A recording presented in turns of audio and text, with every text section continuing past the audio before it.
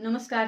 जय महाराष्ट्र. तर आपला आजचा जो विषय आहे लाडकी बहीण योजनेच्या अंतर्गत निकषाच्या अंतर्गत आपला व्हिडिओ आहे आजचा. कारण मला बऱ्याच महिलांच्या कमेंट आलेल्या आहेत इंस्टाग्रामला, फेसबुकला आणि आपल्या युट्यूब अकाउंटवर की ताई आमचा लाभ अगोदर आम्हाला मिळत होता, आता आमचा लाभ बंद झालाय. बऱ्याच महिला असं म्हणतात ताई केवायसी केली आणि आमचा लाभ बंद झाला.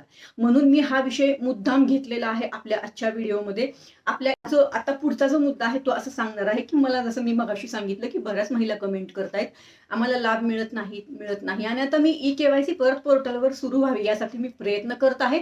पण लक्षात घ्या, जर तुम्ही योजनेच्या अंतर्गत पात्र नसाल तर तुम्ही या योजनेच्या अंतर्गत केवायसी करू पण शकणार नाही आणि जरी तुम्ही केली तर तुम्ही योजनेच्या पात्र होणार आहात, म्हणजे योजनेमधून बाहेर येणार आहात किंवा अगोदर तुम्ही योजनेमधून बाहेर आला आहात.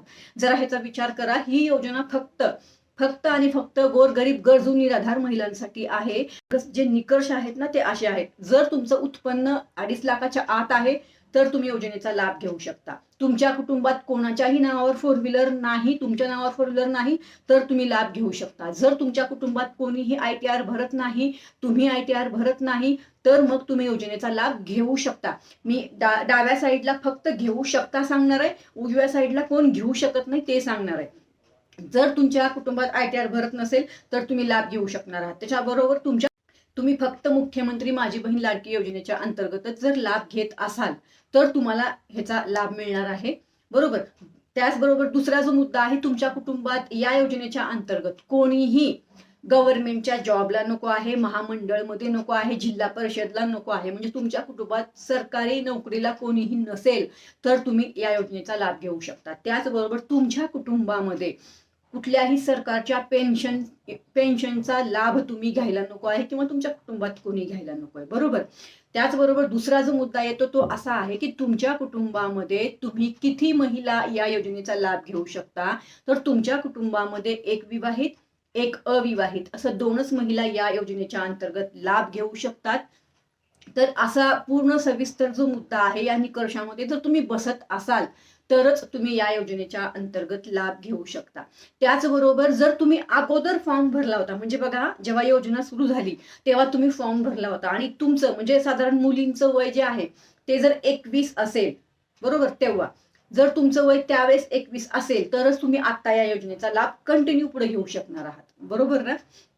त्याचबरोबर जर तुमचं वय त्यावेळेस जर 64 असेल आणि आता 65 झाला असेल तर तुम्हाला या योजनेचा लाभ मिळणार नाही. तुमचं म्हणजे ही जी योजना आहे ना 21 वर्ष पूर्ण झाले पाहिजेत आणि 65च्या आत पाहिजे. म्हणजेच काय, 21 ते 65 याच वयोगटातील महिलांसाठी आपली ही योजना आहे.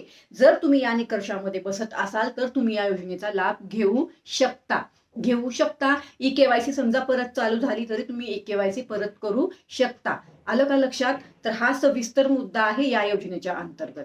आता दुसरा जो मुद्दा आहे, या योजनेच्या अंतर्गत जर तुमचं वार्षिक उत्पन्न, आणि जे उत्पन्न मी सांगते ते कुटुंबाचं असतं बरं का, तुमच्या स्वतःचं उत्पन्न नसतं, कुटुंबाचं वार्षिक उत्पन्न सांगते. जर तुमच्या कुटुंबामध्ये जर कोणी 2.5 लाखाच्या वरती जर तुमच्या कुटुंबाचं 2.5 लाखाच्या वरती उत्पन्न असेल तरी तुम्ही या योजनेचा लाभ घेऊ शकत नाही.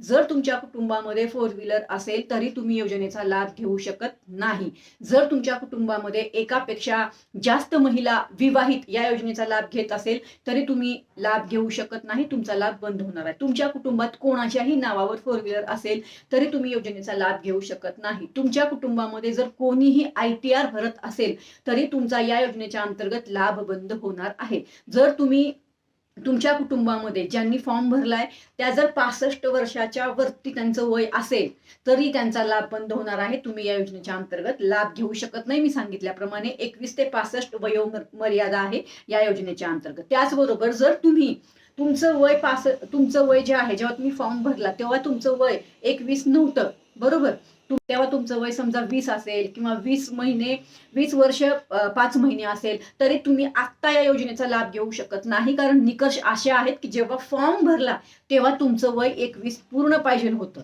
म्हणजे 21 ते 65च्या आत पाहिजे होतं. हे लक्षात घ्या. जर तुम्ही तेव्हा फॉर्म भरला तेव्हा जर तुम्ही सांगितलं 21 वर्ष तुम्हाला पूर्ण नसतील तर तुमचा लाभ आता बंदच होणार आहे, कारण हे निकषामध्ये दिलेलं आहे. त्याचबरोबर एका कुटुंबात जर तुम्ही, जसं मी मगाशी सांगितलं की एक सासूबाई, 2 सूनबाई, 3 सूनबाई किंवा एका कुटुंबात 4 महिला लाभ घेत आहेत, तरी तुमच्या कुटुंबात तुम्ही लाभ घेऊ शकत नाही. एक विवाहित आणि एक अविवाहित सांगितलं तर एका कुटुंबात तुम्ही जर 4 महिला विवाहित आहात तर ई-केवायसी तुम्ही एकाच महिलेची करायची होती, म्हणजे तुमचा एकच लाभ चालू राहिला असता आणि बाकीच्यांचा बंद झाला असता. हे असा विषय आहे सगळा. तर तुम्ही या निकषामध्ये जर बसत नसलात, जसं मी हे निकष होते योजनेचे आणि हे निकष जे आहेत, ह्या दोन्हीमध्ये तुम्हाला मी फरक सांगितलेला आहे आणि मला असं वाटतं तुम्हाला ही माहिती समजलेली असणार आहे. तर नक्कीच या व्हिडिओच्या अंतर्गत हे निकष जे आहेत ना ते तुम्हाला कळलेले आहेत. आता 2026 मध्ये या निकषामध्ये जेवढ्या महिला बसणार नाहीत ना त्या सगळ्यांचे फॉर्म अपात्र होणार आहेत. आता तुमचा फॉर्म जर अपात्र झाला असेल, तुम्हाला आता लाभ मिळत नाही, म्हणजे अगोदर लाभ मिळत होता, आता लाभ मिळत नाही, तर मग तुम्ही चेक करा की तुमचा लाभ का बंद झाला आहे ते. एक लक्षात घ्या, जर तुमच्या कुटुंबामध्ये कोणीही गव्हर्नमेंटचा जॉब करत असेल, गव्हर्नमेंटची पेन्शन घेत असेल, तरी सुद्धा तुम्ही या योजनेच्या अंतर्गत अपात्र होणार आहात.